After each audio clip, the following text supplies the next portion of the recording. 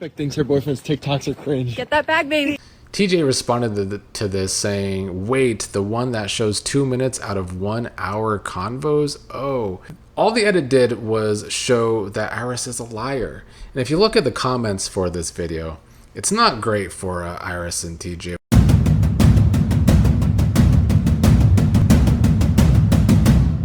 What's up, everybody? Welcome to my Love Island USA weekly roundup, which I'm going to keep doing as we get closer and closer to Love Island USA Season 8 in just a few weeks. But we have more things to talk about coming off of Beyond the Villa and some things to talk about with a little bit of drama on social media and Olandria having a big purchase out there. Let's start with the goofs from Beyond the Villa and let's once again touch upon how at the beginning of the season, even before the season began, we had people like Iris, Hannah, Amaya, Jeremiah going on interviews. It's like honestly scary the way he believes his own lies. So yeah, who changed the most was him, and it's sad to see, but it's the truth. Yeah. Would you guys be open, though, to having some resolution with him? I think there's a line that you Have to draw. Yeah. Talking about how Pepe is so terrible and they're gonna keep watching and you're gonna see how terrible Pepe is, and all we saw was that Iris was a big liar and that TJ is delusional when it comes to Iris, and their relationship just seems for the cameras.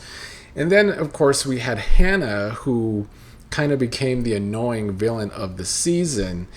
And that is the first thing I want to talk about, because soon after the season ended, Hannah was on social media, of course doing what a lot of reality stars do, trying to blame the edit. Hannah is now blaming producers for the Mean Girl edit she received on Beyond the Villa. But speaking of Hannah's boyfriend, he commented on Hannah's most recent post writing Beyond the Villa editing shady, and Hannah responded writing understatement of the century.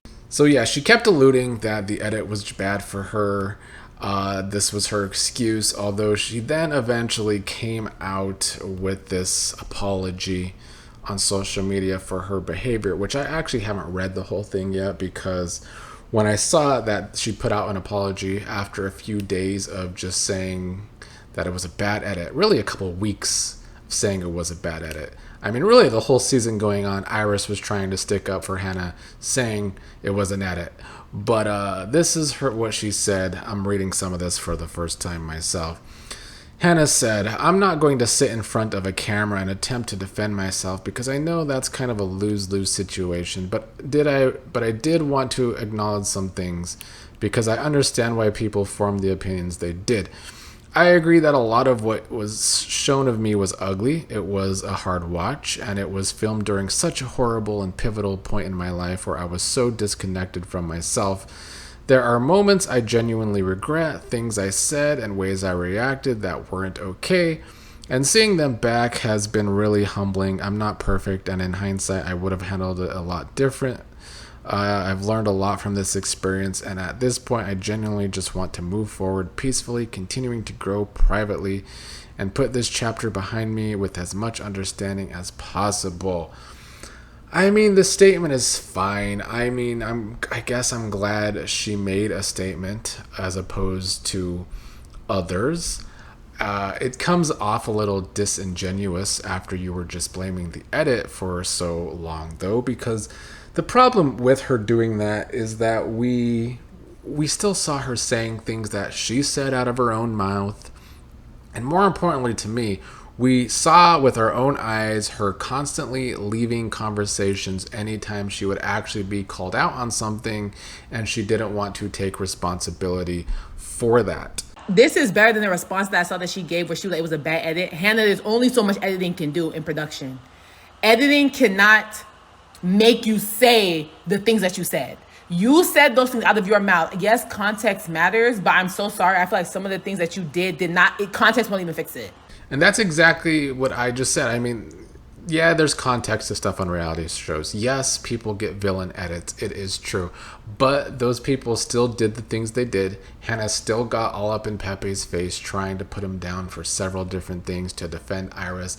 Even though Iris looked like the far bigger liar than Pepe did. And like I said, Hannah was leaving conversations when she was getting called out on things because she couldn't take responsibility for her own actions, or she would use the victim tears. Those things happen. That's not just edit. And I will say this, though, at least Hannah did that because Iris has been trying to go on social media and trying to make a joke out of people calling her out on all of her bullshit. Suspect thinks her boyfriend's TikToks are cringe. Get that bag, baby. Suspect's phone was dead, but we obviously got a charger. Duh. Actual text starts, but camera only showed screenshots. Oh. Suspect is waiting for the right time to drop the receipts. She did this whole suspect TikTok trend thing. She was fumbling over her words when she was doing it in the first place. And it's her way of, I guess, trying to play off all of the things that she is being called out on off in a funny way. I don't think it was funny whatsoever. And I think much like Hannah, Iris, and TJ are trying to blame the edit here, but all the edit did was show that Iris is a liar. And if you look at the comments for this video, it's not great for Iris and TJ. We got people saying, suspect is mad there's two sides to every story, which is what Iris was saying. She just wanted her side out there, which again showed us that she was just trying to push a narrative. Them saying, suspect is mad Bella ate her up. This is giving bothered, which it is giving bothered. Let me go check on Hannah. Well, then they have pictures of Jeremiah in a dress because, you know, he just wants to be one of the girls. Someone said, Iris hasn't dropped the receipts because there are really no receipts. Yeah, that's what I have been saying the whole time. Someone said, he deleted so many comments about them, but not a single one about Hannah. Someone asked, is Hannah good? Someone said, tell Hannah to turn them comments back on. So even Hannah getting it in Iris and TJ's comments. Someone said, suspects think we laughed at this, but we just rolled our eyes. It was more cringe than actually funny. Someone posted a picture of Iris and Pepe together saying, everybody stop hating. It was a unique situation and she was terrified. So making fun of Hannah saying that Iris was terrified of Pepe, even though no receipts about that. Someone said, y'all act like we didn't watch the show. TJ responded to this saying, wait, the one that shows 2 minutes out of 1 hour convos? Oh. Once again, though, trying to blame the edit, but all the edit showed us was that Iris was caught in multiple lies all season. Iris couldn't have made, or shouldn't have made, I mean, I get that they're all dumb, but she shouldn't have made her whole storyline that Pepe is a big liar when she was going to lie the whole season, and producers can show her in so many damn lies. Just stupid. Let's see. Someone said suspect is a rebound. Someone said, guys, be nice. She was a victim, while posting her and Pepe hugging and smiling with each other.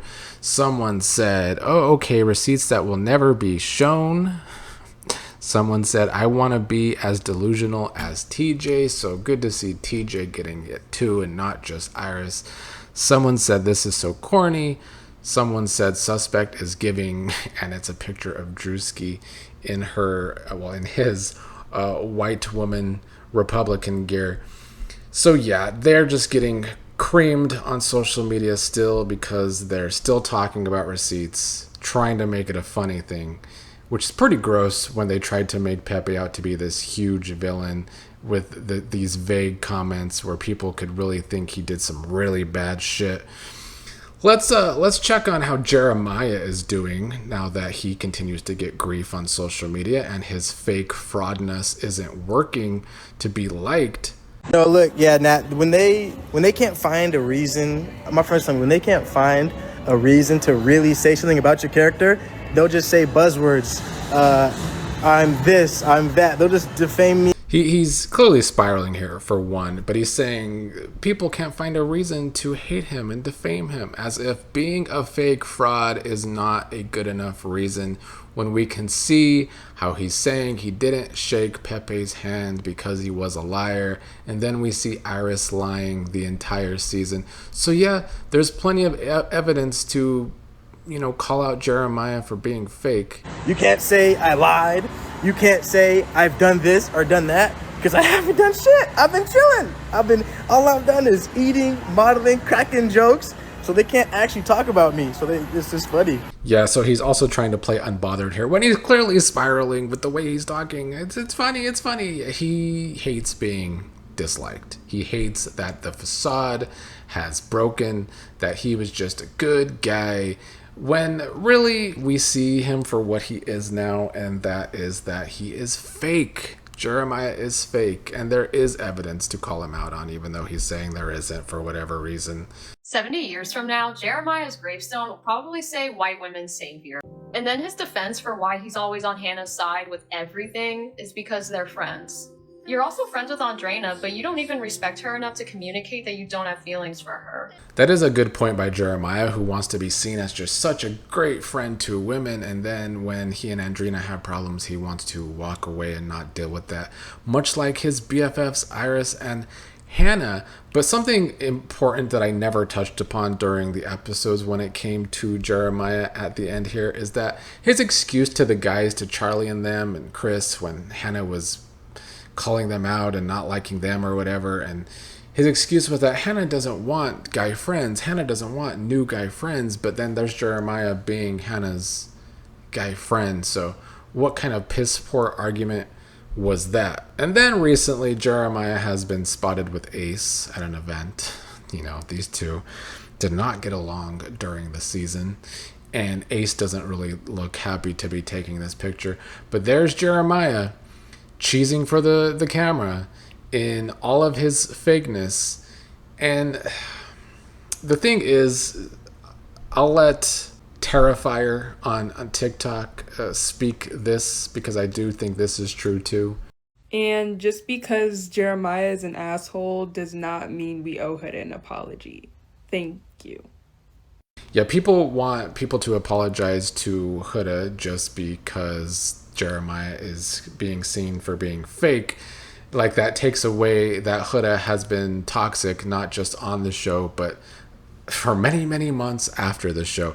But I will say this about Jeremiah: he was a love bomber on the season with Huda. He was a part of the problem. I called it out when it was happening, that Jeremiah was a love bomber.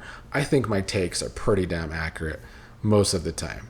Not all the time. Can't be perfect. I'm not a psychic. I never did think that Taylor and Clark would last this long. But now that I understand why, it's because they have this relationship where it's kind of, they get exchanges for their relationship. It's kind of business-like, Clark gets money from Taylor because his family does have wealth. And, Taylor gets a beard. Let's move on to Be the Diva on TikTok, who called out Amaya on more lies as well. You know what's also really funny to me is Amaya lying. Amaya is a straight up fucking liar. If you guys go back to the conversation with the two girl groups where Grayson, Coco, and Bella were basically explaining how there was a divide and they felt attention, Amaya turns around and says, well, I haven't felt that divide. Whole time, she's actually been talking shit with Iris and Hannah about the other girls. She's been part of the fucking divide. This was a good point. Nothing I brought up on any of my reviews, because I've had some comments say, oh, you're being too harsh on Amaya or too harsh on Jeremiah. And I've been harsh just on Iris. But I do think Amaya and Jeremiah needed to be called out on their shit. But I don't think I was hard enough on Amaya, because this is true. She was lying to people's faces while also being a part of the clique, the clout clique, talking shit behind Bella's back. So yeah, Amaya was a liar. That is something else to say about Amaya. Let's transition to a few other things before I end this video. Although before we get too off of Ace, we're going to transition to Chelley. But before we get off of Ace, I do want to say people are also saying to apologize to Ace because he said people like Jeremiah were fake. And that is true. But Ace has proven since leaving the show too that he also is fake, going on podcasts to say things about other relationships while lying about his own, saying he's going to be with Chelley for life. He found his one and only right off the bat at the ripe age of 22 or 23. Ace is full of shit too, like most of these people. Anyway, Chelley has gotten grief from Nick and Olandria fans, or just Olandria fans, because last week Olandria was maybe going to be a part of the Met Gala. And I talked about it briefly last week on the roundup that it was just a rumor, and I feel like Olandria fans should have listened to me. You don't believe things until it comes out of the person's mouth, because if not, it's just rumors and speculation. Well, after it was announced that Olandria was not going to be a part of the Met Gala, Chelley posted, "Met Gala, the way I'm sat for tonight's looks, I just know the carpet better be tore up," which is, of course, odd timing, or that's how Olandria fans felt, like Chelley was being shady, because Chelley has a history when it comes to Olandria of seeming to do things that come off shady, like staying quiet when Ace is talking shit on a podcast about Nick and Olandria, and now here is Chelley not talking about the Met Gala until after it is announced that Olandria is not going to be there. I can see how people jump to conclusions, but then it got even worse for the Stan Wars out there. I commented on someone's tweet. I was like, "Yo, what's going on?" And they linked a tweet of Chelley saying, "To my supporters, promise me you will never do this loser ass." I guess this was in response to like Nick Olandria fans like on TikTok live talking shit probably or whatever. I don't know. But now people are in Chelley's quotes completely dragging her. Oh my god, y'all. When are these Stan Twitter wars going to end? Chelley responded to a video of some Olandria fans up in a chat talking shit about her, and that of course then brought a lot of grief her way, because Chelley fans this whole time have also been talking shit about Nick and Olandria. There's a whole Reddit by Chelley fans that are just to attack Nick and Olandria. I covered here months ago how there was a group chat leaked from Chelley fans about how they wanted to hire a hitman to kill Nick. They've been saying the most ridiculous things. So like Chelley really maybe should have kept her mouth shut and not, maybe stoked fire on a Stan Wars between her stands and Olandria stands, or Nick and Olandria stands. To stick up for Chelley a little bit here, though, she has done this in the past. Like, she does call out her own fans, saying that she's asking one favor, that her supporters turn family continue to spread love and not hate, keep lifting each other up, keep choosing compassion. That's how we change the world. This was right after the show. She has a history of saying this to her own fan base, though, to be fair. Not that her fan base, or at least the loudest ones in her fan base, have actually done that. But all of this Stan War is going on, and Olandria's just out there living her best life. She just bought her own penthouse. This was her goal. One of her goals was to buy her own place, especially after Love Island. And now she has done that. And I wish the noise would die down. I mean, the noise is going to die down. The Stan Wars is going to die down in the next 3 weeks, because there's going to be a new cast to assess, and there will be a new cast for people out there to be obsessed with. So maybe they're just trying to get out the last of these Stan Wars before that happens. But I just love that Olandria and Nick are living their best lives. And Nick did have a bit of an incident at a private DJ party because someone broke the equipment. I was playing a 90-minute set at a private event, and it only lasted 10 minutes because this girl spilled an entire drink on the CDJs, broke the mixer, broke the CDJ. But I'm playing this video for the bucket hat, the T-Core original bucket hat that Nick is wearing, because it is brands colliding, because the only show I talk about more than Love Island and soap operas is Big Brother, and that hat was made by T-Core from Big Brother a couple seasons ago. They also had some interaction online where T-Core told Nick, "Nice hat," and Nick put the goat emoji for T-Core. So I thought that was pretty cute.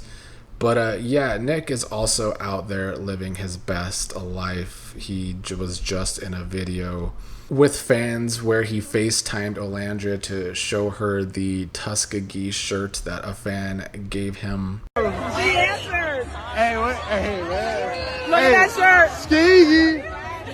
Skeggy. Hi, Ola.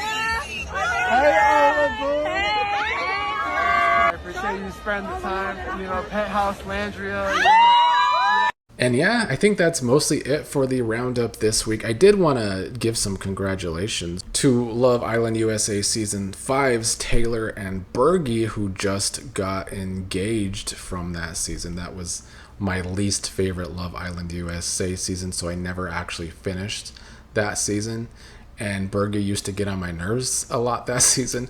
But look, he found love on this show. They're still together this many years later. They've gotten engaged. So that was some happy news to end the week of drama for Love Island USA.